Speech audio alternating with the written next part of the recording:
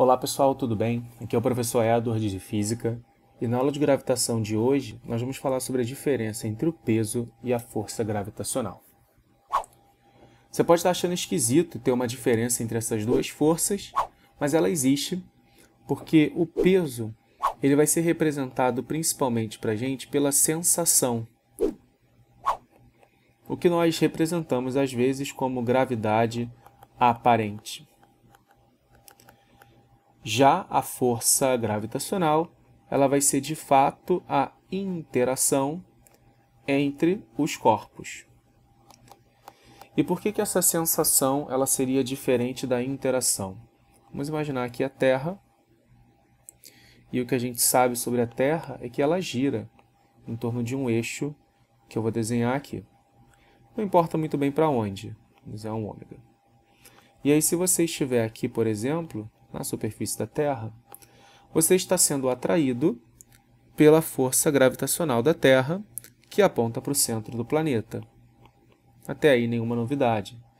Só que por conta do giro, pessoal, tem que ter uma resultante centrípeta atuando em você.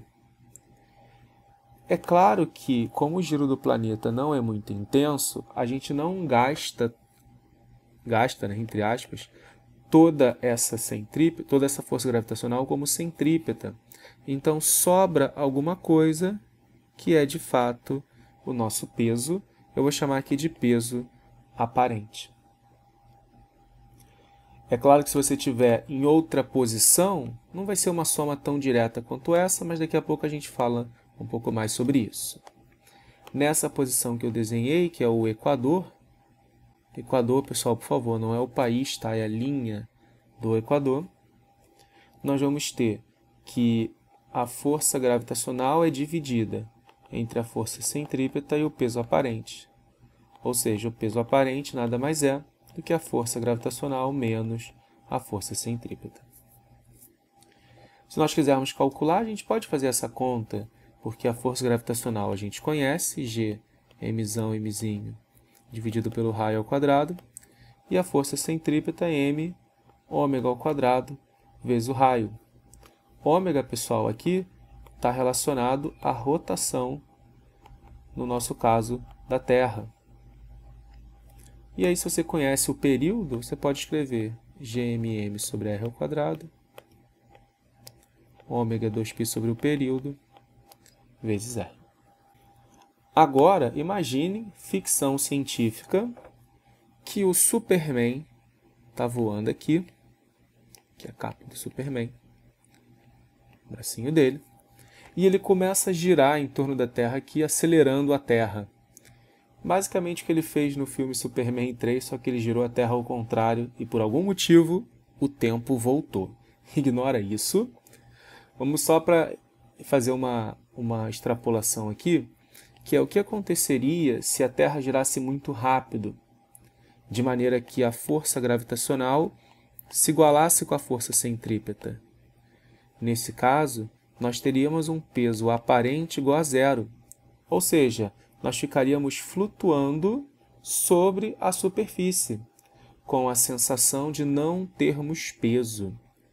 É o que acontece muitas vezes quando nós estamos ou nos deparamos com situações como estações espaciais. Os astronautas estão aqui numa estação espacial que gira em torno do nosso planeta e esse giro faz com que ele gaste quase toda a força gravitacional como centrípeta, já que lá em cima a gravitacional é bem menor. Então, se você diminuir esse cara daqui, você acaba diminuindo o peso aparente, dando às vezes a sensação de peso igual a zero. Então, quando alguém fala que no espaço não tem peso, pode ser verdade, desde que haja uma compensação da força centrípeta com a força gravitacional. Mas voltando aqui para o Superman acelerando a Terra, qual seria o ômega da Terra para que isso acontecesse? Então, G Mzinho sobre r ao quadrado é igual a m ômega ao quadrado vezes r. Lembrando que a massa aqui da pessoa corta, não vai depender disso. Então, ômega, que é 2π sobre o período, né? A gente já pode substituir assim também, é igual a Gm sobre R ao cubo. E como eu falei para vocês lá na aula sobre terceira lei de Kepler, esse resultado vai perseguir a gente, pessoal, de várias maneiras. E aí você pode fazer essa conta, 2π raiz de R sobre, eu vou botar esse resultado assim, ó. E aí Gm sobre R ao quadrado, que é esse termo daqui, é o campo gravitacional da Terra. Se nós aproximarmos todos esses resultados aqui, nós vamos encontrar cerca de 5.026 segundos. E aí, se nós isso daqui está em segundos, né? Então, se nós passarmos para a hora, nós vamos ter aproximadamente um período de 1,4 horas. O que isso significa? Que se a Terra girasse com 1,4 horas de rotação, a sensação que nós teríamos é de peso igual a zero. É claro que se a sensação fosse de peso igual a zero, tudo que está aqui em volta também teria essa mesma sensação. Então o ar atmosférico com certeza teria ido embora por causa do movimento aleatório das partículas e a gravidade não seria suficiente para mantê-lo preso próximo à superfície da Terra. Tá, professor, entendi. E se nós estivéssemos numa outra posição? Vamos lá. Uma outra posição interessante é quando a gente está no polo. Porque no polo é o único ponto onde nós mediríamos a gravidade, entre aspas, verdadeira. Já que o polo não gira, né, ele está exatamente sobre o eixo, então a força gravitacional ela acaba sendo igual ao peso do objeto, peso aparente no polo. Então, no polo é o único lugar em que, de fato, você mediria a força gravitacional. No equador, a gente viu que é a gravitacional menos a força centrípeta.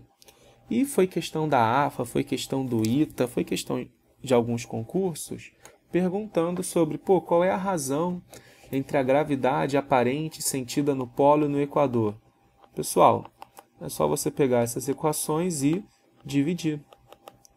Então, repara que a massa corta, então G no equador dividido pelo G no polo é força gravitacional sobre gravitacional menos força centrípeta dividido pela força gravitacional.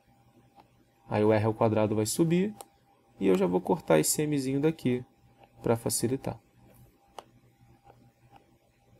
Então estaria aqui a nossa resposta.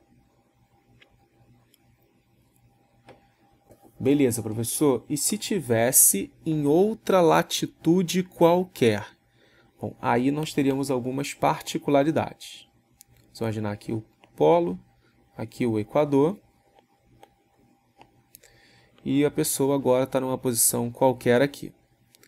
De maneira que ela vai estar girando, pessoal, em torno desse eixo. Porque ela gira assim, né? A pessoa ela faz o giro assim. E aí a força gravitacional continua atuando aqui na direção do centro da Terra. E aí quando nós subtrairmos essa força centrípeta da força gravitacional, o que vai ter sobrado é o peso. É claro que aqui está super exagerado, tá? A força centrípeta é bem pequenininha, como nós falamos anteriormente, mas só para você visualizar. Então, uma coisa interessante, olha só, é que o peso ele não passa pelo centro da Terra. A força gravitacional continua passando, tá? Mas o peso ele acaba não passando pelo centro da Terra. E aí, como é que a gente acha essa posição? Vamos marcar esse ângulo aqui, que é o ângulo de latitude, geralmente a gente chama de lambda. Esse ângulo acaba sendo igual. Então, a gente pode escrever agora assim, que o peso vai ser a força gravitacional menos a força centrípeta. Pessoal, como a gente já tem o ângulo entre a gravitacional e a centrípeta, a gente pode usar a lei dos cossenos agora. Então, peso ao quadrado, gravitacional ao quadrado, centrípeta ao quadrado, menos.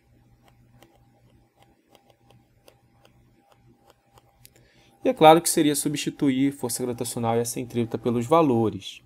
O único detalhe aqui, ó, é que o raio da órbita é esse aqui, Rzinho. Que se você escrever em função do raio da Terra, que está aqui, o lambda que está aqui, Rzinho é R cosseno de lambda. Então, percebam que aqui vai aparecer um cosseno ao quadrado de lambda, quando nós escrevemos em função do ômega. Eu vou deixar essa parte da tarefa para vocês desenvolverem, para ver se vocês se acostumam um pouco também com essas contas, tá bom? Pessoal, então a nossa aula de hoje fica por aqui. Eu espero que vocês tenham gostado. Até a próxima. Não se esqueça de se inscrever no canal, deixar o seu like se você gostou desse vídeo. Pode colocar as suas dúvidas aqui nos comentários e compartilha com seus amigos para que eles vejam essa aula também. E pode me seguir lá no Instagram, @EdwardFísica.